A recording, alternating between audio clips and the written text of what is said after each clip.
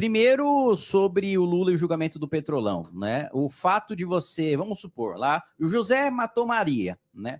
Aí o Ministério Público acusou o José, o Judiciário condenou e o Supremo decidiu que, na verdade, o José foi julgado na vara errada. Maria ressuscitou? Não. José continuou matando Maria, né? Um outro ponto, né? Você foi relator da lei de improbidade, a lei que afrouxou a lei de improbidade, na realidade, tirou a modalidade de culpa, né? E dificultou o bloqueio de bens, né, do sujeito que está lá sendo investigado por improbidade. E mais do que isso, não, você falou de casos que não teve conclusão nenhuma. Então, vamos falar de casos que teve uma conclusão muito... Bom, pessoal, vamos então para o segundo tema, corrupção. Daí o Kim começa fazendo a pergunta, um minutinho para o Kim fazer a pergunta. O tema é corrupção. Opa, deixa eu zerar aqui.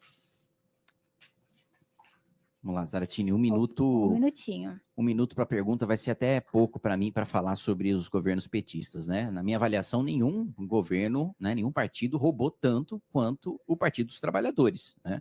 A gente teve 2003, já nos primeiros 6 meses de gestão do governo Lula, né, a CPI do Banestado, e o deputado José Mentor, do PT, foi acusado de sabotar a CPI para proteger membros do governo. Em 2004, Valdomiro Diniz foi afastado do cargo depois da divulgação de um vídeo em que ele aparece cobrando propina para arrecadar dinheiro de campanha eleitoral em 2002, e ele também foi ligado ao Carlinhos Cachoeira.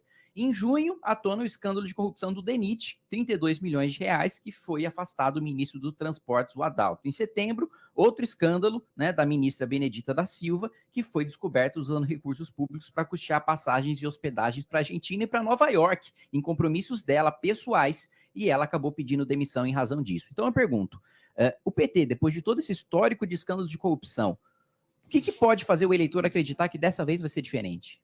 Beleza. 4 minutinhos para a resposta, Carlos. Em primeiro lugar, quero dizer que eu fui autor da lei anticorrupção, que pune as empresas corruptoras, né? Fui autor do projeto de lei que regulamenta o lobby no Brasil, fui relator da nova lei de improbidade administrativa, que aumentou as penas aos atos de improbidade, né? Então, eu e o PT temos porque tudo isso aqui foram projetos que o PT teve participação. Temos a lei que pune as organizações criminosas, foi lei aprovada no governo do PT, né? Então, nós temos um largo conjunto de ações exatamente para combater a corrupção, né? Como, por exemplo, fortalecimento da Polícia Federal no nosso governo, o fortalecimento do Ministério Público para que pudesse fazer a sua atuação independente. Então, tudo isso aconteceu no governo do PT. A gente está vendo hoje aí no governo do Bolsonaro o Ministério Público totalmente atrelado ao governo. Nós estamos vendo hoje, né, a Polícia Federal servindo aos interesses do presidente da República. Nós estamos vendo hoje o sigilo sobre ações do governo, sigilos de 100 anos, inexplicável. Aliás, a lei de transparência também foi iniciativa do governo do PT. Então, querer dizer aqui, aliviar, como você fez aqui, o governo Bolsonaro e criticar o governo do PT que possibilitou todas essas investigações. O governo do PT, através da sua ação, que permitiu a Polícia Federal, ao Ministério Público fazer tudo isso. Agora, o que ocorreu, e isso foi reconhecido pelo Supremo Tribunal Federal, foi um abuso da Operação Lava Jato, abuso escancarado, inclusive com uma possível corrupção aí na própria Operação Lava Jato, através do pagamento de diárias inexistentes para procuradores que trabalhavam na própria cidade onde moravam. E eu não vi vocês do MBL criticar isso daí. Eu em nenhum momento vi essa crítica aparecer.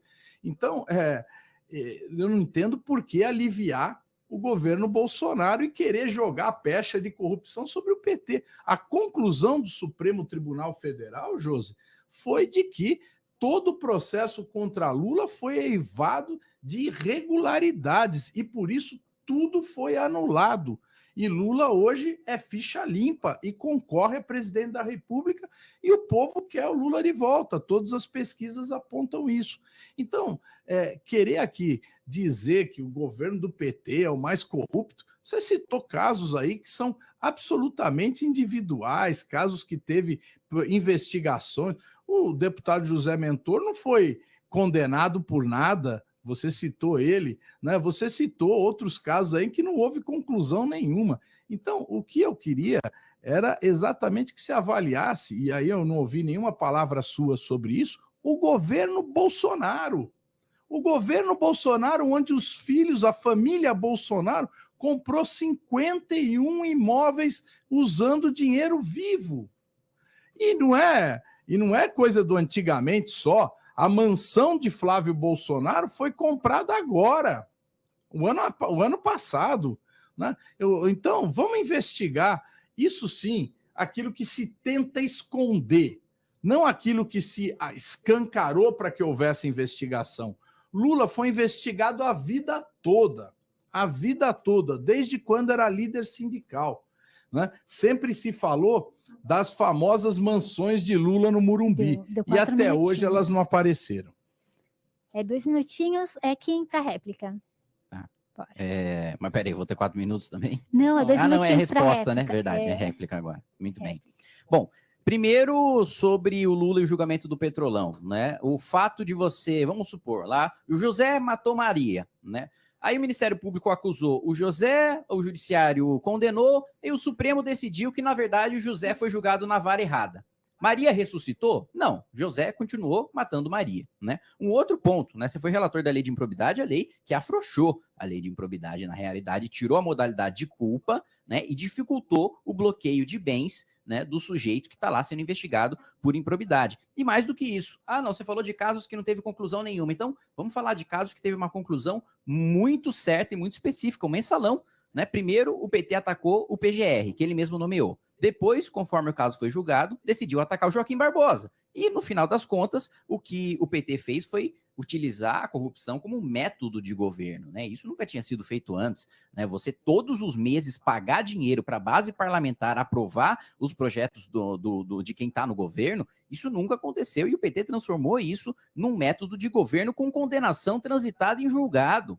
E ainda assim vocês estão lá chamando o Dirceu de guerreiro do povo brasileiro. Vocês estão lá batendo palma para José Genuíno. Nenhum desses foi expulso ou teve uma nota de repúdio do partido. Transitou em julgado. Condenados, mensaleiros, junto com muitos dos aliados que agora estão com o Jair Bolsonaro. Você falou que eu alivio para o Bolsonaro. Pelo contrário, eu comecei esse debate falando das minhas ações de fiscalização contra o governo.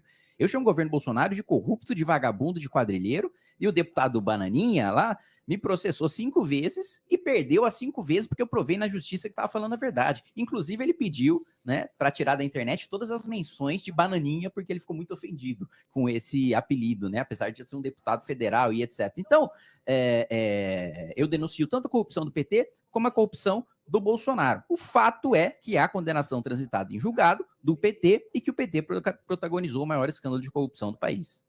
Certinho.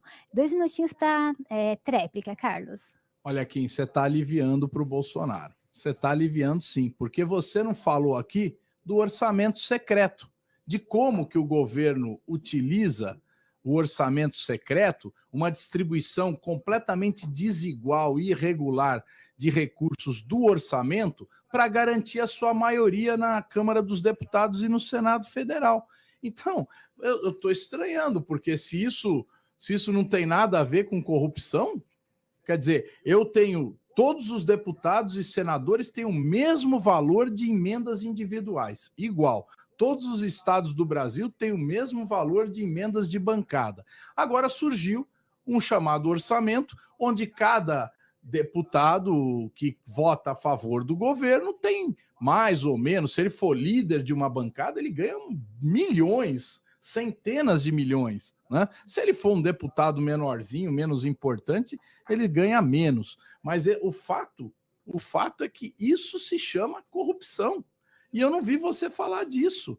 Então, sinceramente, eu estou vendo que você está querendo atacar o PT, normal, porque a sua história foi construída em cima disso. Vocês criaram um movimento para derrubar o governo, já que a Dilma se reelegeu, né, em 2014, e vocês fizeram um movimento cujo objetivo não era discutir nenhuma proposta, era derrubar o governo, né? E vocês conseguiram isso, e conseguiram misturar, né, uma situação que não tinha nenhuma ilegalidade profunda, podia até discutir contabilmente aquela história de pedalada, mas aquilo não tinha nada a ver com corrupção. Vocês misturaram aquilo com corrupção para criar um clima no país para tirar a Dilma. Vocês não suportaram uma vitória democrática da Dilma na reeleição e foram para o tudo ou nada para derrubar ela. Então, isso também tem a ver com desrespeito da democracia. 2 minutinhos.